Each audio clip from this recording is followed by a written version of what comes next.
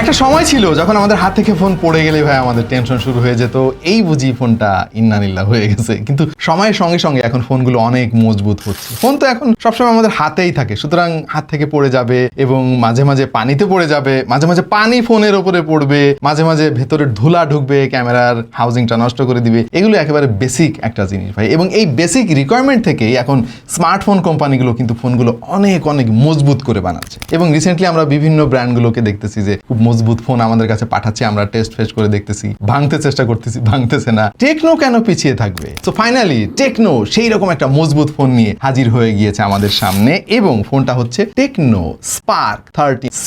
Techno বলতেছে যে এই ফোনটা সেই লেভেলের মজবুত। সো আমরা টেস্ট ফেস্ট করছি, যেগুলো আপনারা অলরেডি দেখলেন। বাট ফোনটা কি শুধুই টেকসই নাকি আসলে ভালো? কারণ এই ডিউরেবিলিটি জিনিসটা তো অনেকগুলো ফিচারের মধ্যে একটা ফিচার, বাকিগুলোর কি অবস্থা? এগুলো টেস্ট করতে হবে না? চলেন সেগুলোও টেস্ট করে দেখি। দেখছেন আপনাদের ভালোবাসার channel tech to the point, সঙ্গে থাকবো আমি ওয়াহিদ।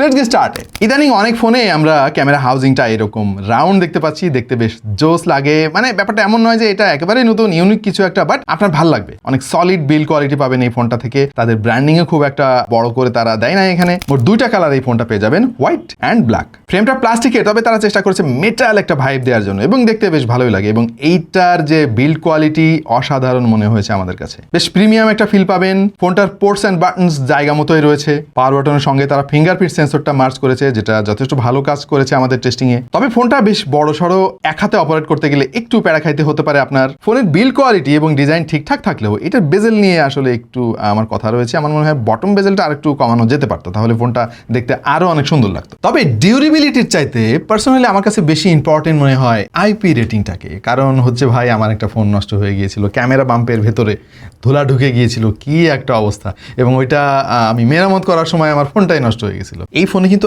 IP54 এর রেটিং আছে। এর ফলে যেটা হবে, ফোনটার ক্যামেরা বাম্পের মধ্যে কিন্তু ধুলা বা বালি ঢুকে যাওয়ার কোনো চান্স নাই। ইভেন টুকটাক পানির হাত থেকে কিন্তু এই ফোনটা নিজেকে রক্ষা করতে পারবে। যেমন ধরেন অসাবধানতায় এই ফোনটা হঠাৎ করে একটু পানির মধ্যে পড়ে গেল, আপনি যদি সাথে সাথে উঠিয়ে ফেলেন তাহলে কিন্তু ফোনটা জীবিতই থাকবে। ইভেন এর উপরে চা কফি যাই পড়ুক না কেন, এই ফোনটা নিজেকে মোটামুটি রক্ষা করতে পারবে। ফোনের দাম জানিয়ে দেয় আপনাদেরকে। এই ফোনের একটাই ভেরিয়েন্ট বাংলাদেশে অ্যাভেলেবেল, 6GB র্যামের সঙ্গে 128GB ইন্টারনাল স্টোরেজ, এবং তার দাম হচ্ছে কত সেটা অলরেডি আপনারা জানেন। তারপরে আরো একবার বলি, 13,999 টাকা। ফোন কোম্পানিগুলো এরকম একটা চালাকি করে 1 টাকা কম দিয়ে 14,000 টাকা। টেকনোর বাজেট ফোনগুলোর ডিসপ্লে বেশ ভালোই হয়ে থাকে, এই ফোনটাও তার ব্যতিক্রম নয়। 6.67 ইঞ্চির একটা HD+ রেজলিউশনের IPS প্যানেল তারা এখানে ব্যবহার করেছে, এবং সারপ্রাইজিংলি তারা এখানে 120 হার্জের রিফ্রেশ রেট দিয়েছে। যদিও সবসময় আমি যেটা বলি যে HD+ রেজলিউশনে কিন্তু এই 120 হার্জটা ভাই মানে খুব একটা যে ভালো কাজ করে সেটাও না।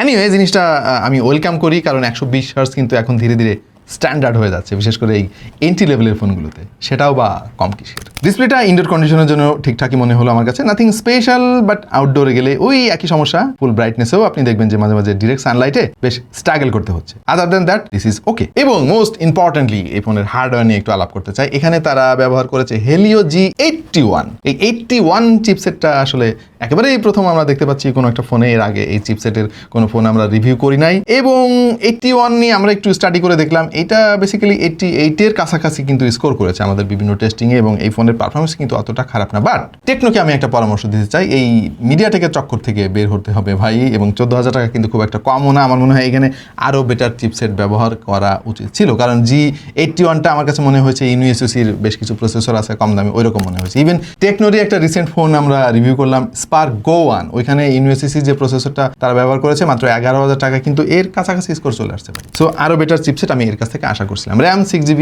এবং 128GB স্টোরেজ, দ্যাটস ফাইন। তবে আরেকটা ইন্টারেস্টিং জিনিস তারা এখানে দিয়েছে, যেটা আমরা টেকনো স্পার্ক গো 1-এও দেখেছিলাম, সেটা হলো IR ব্লাস্টার। যদিও এটার পজিশনটা পেছন থেকে দেওয়াতে একটু অসুবিধা হতে পারে, বাট অনেক জরুরি কাজ আপনি এই IR ব্লাস্টার দিয়ে করতে পারবেন। আপনার ঘরে যদি এসি থাকে, টেলিভিশন থাকে, বা রিমোট কন্ট্রোল চালিত কোনো যন্ত্র থাকে, সেটা আপনি এই ফোন দিয়ে এই কাজ সারতে পারবেন। আউট অফ দ্য বক্স ফোনে পেয়ে যাবেন Android 14, সেই সঙ্গে টেকনোর যে নিজস্ব UI রয়েছে আগের চাইতে বেশ ইমপ্রুভ করেছে খেয়াল করলাম আমরা। এবং ডে টু ডে ইউসেজে যে সমস্ত কাজ আমরা সবসময় করি, সেসব কাজ করতে খুব একটা অসুবিধা আপনার হবে না, তবে মাল্টিটাস্কিং করতে গেলে আপনার একটু অসুবিধা হবে। আমরা টুকটাক কিছু গেম ট্রাই করেছি ভাই, কিন্তু G81 দিয়ে ভারী গেমগুলো খেলার সাহস পাইলাম না। এবং ফ্রি ফায়ারটা ঠিকঠাক মতো আপনারা খেলতে পারবেন, এবং অন্যান্য যে সমস্ত গেম আমরা সবসময় খেলে থাকি সময় কাটানোর জন্য, বিশেষ করে 2D গেমগুলো, সেগুলো খেলতে খুব একটা অসুবিধা আপনার হবে না। But call of duty, PUBG এই সমস্ত গেম খেলতে গেলে একটু প্যারা খাইতে হবে আপনার। AnTuTu টেস্টিং স্কোর এসেছে 2,17,463, গিগবেঞ্চে সিঙ্গেল করে স্কোর এসেছে 443, মাল্টি করে 1,366। ওয়েল, এই স্কোরটা যে অনেক ভালো সেইটা জোর দিয়ে আমি বলতে পারবো না, কারণ 14,000 টাকা বাজেট রেঞ্জের যতগুলো ফোন আছে আমরা রিভিউ করেছি এর আগে, এই 4টার দিকে খেয়াল করে দেখেন এটার অবস্থান কিন্তু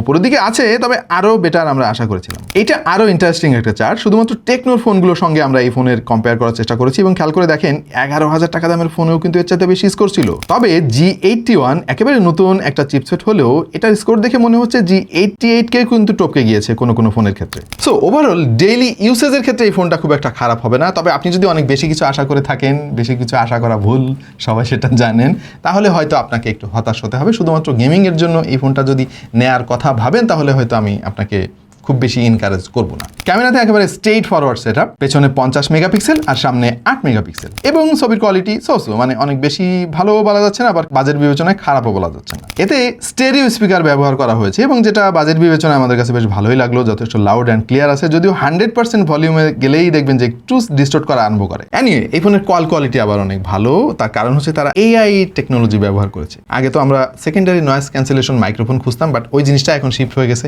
AI-তে, এবং যার ফলাফল কিন্তু বেশ ভালো পেয়েছি আমরা। এবং বাজেট বিবেচনায় এর ব্যাটারি এবং চার্জিং ওয়াট নিয়েও আমার কোনো কমপ্লেন নাই, কারণ 5000 mAh এর ব্যাটারির সঙ্গে পেয়ে যাবেন 18 watt fast charging support, which is okay. তাহলে এই ফোনটা কাদের জন্য? যারা বেশ শক্ত একটা ফোন খুঁজতেছেন, যে হাত থেকে টুকটাক পড়ে গেলে বা মাঝে মাঝে যদি একটু পানি লাগে, পানিতে ভুল করে পড়ে যায়, তাহলে যেন ফোনটা নষ্ট না হয়, বা বৃষ্টির মধ্যে বা একটু পানির ঝাপটা লাগলে যেন স্ক্রিন ঠিকঠাক মতো কাজ করে, ডেইলি লাইফের জন্য একটা বেশ মজবুত দীর্ঘস্থায়ী একটা ফোন যারা খুঁজতেছেন, ভালো ক্যামেরা পারফরমেন্স দেবে, ভালো ব্যাটারি ব্যাকআপ দেবে, এবং দেখতে অনেক সুন্দর হবে, অফিসিয়াল ওয়ারেন্টি থাকবে, আবার বাজেটও কম, তাদের জন্য এটা অন্যতম সেরা একটা পছন্দ হতে পারে। বাট আপনি যদি শুধুমাত্র পারফরমেন্স কেন্দ্রিক কোনো একটা ফোন খোঁজেন, তাহলে ভাই হয়তো আপনাকে বাজেট একটু বাড়াইতে হবে। অবশ্যই টেকনোরই আরও অনেক ফোন আছে যেগুলো নিতে পারেন, অথবা আপনাকে অন্য কোনো ফোন কিনতে হবে। তো আপনার কাছে কেমন লাগলো টেকনো স্পার্ক 13C?